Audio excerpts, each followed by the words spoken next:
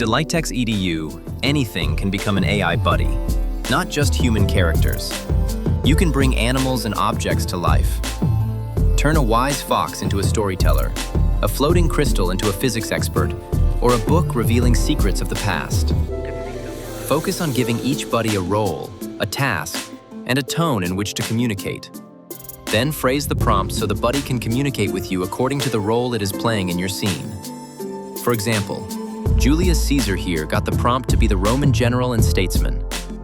He should always speak confidently and persuasively. He also got personality traits, goals, and the historical context he was in. If you enable the use of animations, your AI buddies can freely switch into different animations. You can either prompt them directly to perform an animation or ask them about it in your conversation. For example, define animations that follow emotions. When the player answers something correctly, you play the clap animation. When the player gives a wrong answer, you are being sad. Delightex Edu now lets you create worlds where everything can talk back.